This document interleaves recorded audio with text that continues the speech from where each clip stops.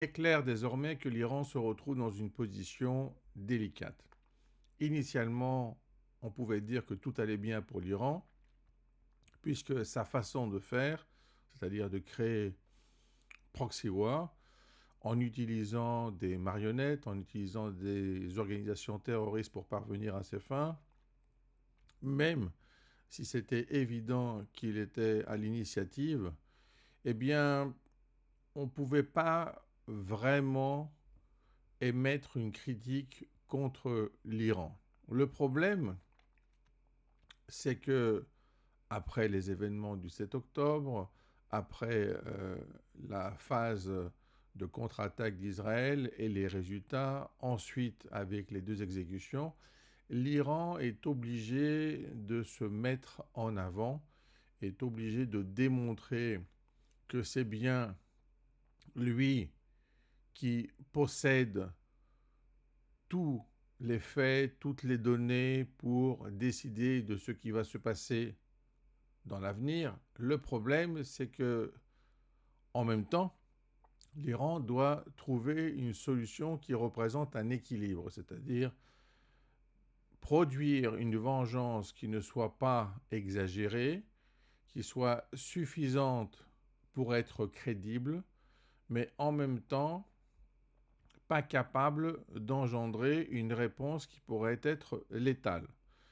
Donc l'idée dans ce cadre-là, c'est de faire jouer aussi le Hezbollah, qui peut jouer dans une certaine mesure au niveau des initiatives un peu plus indépendamment que simplement agir sous couvert d'Iran, parce qu'évidemment l'Iran en ce moment, eh bien, reçoit des pressions de partout pour ne pas aller au-delà d'une certaine limite.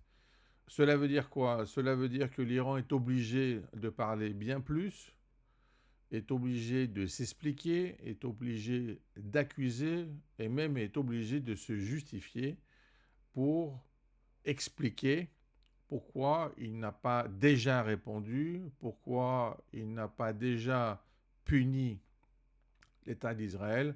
Alors on comprend bien que il noie un peu le poisson dans ce cadre de la propagande classique, mais en même temps, il y a bien des objectifs réels sur le plan tactique qui doivent être mis en place.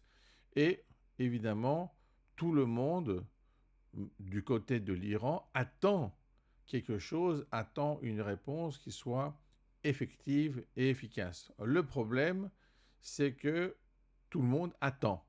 Donc cette solution est retardée, elle est certainement mise en défaut par un effet de dissuasion, et donc il est plus probable de s'attendre d'abord à une réplique du Hezbollah. En fonction du résultat obtenu, l'Iran pourra se targuer ou pas d'être à l'initiative de cette initiative, et nous verrons par la suite comment cela peut évoluer pour l'Iran lui-même.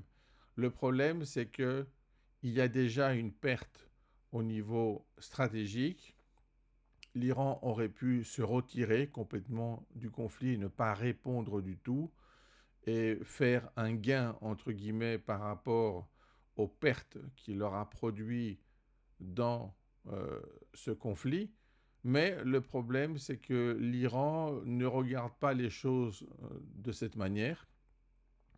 Bien que ce pays soit aussi à l'origine du jeu d'échecs, on ne voit pas des joueurs d'échecs, on voit plutôt des joueurs de poker, et ils essayent, à travers le bluff, à travers la propagande, à travers les outils d'opération psychologique, de se mettre en avant même là où c'est très difficile. Et voilà pourquoi l'Iran se retrouve désormais dans une position si délicate.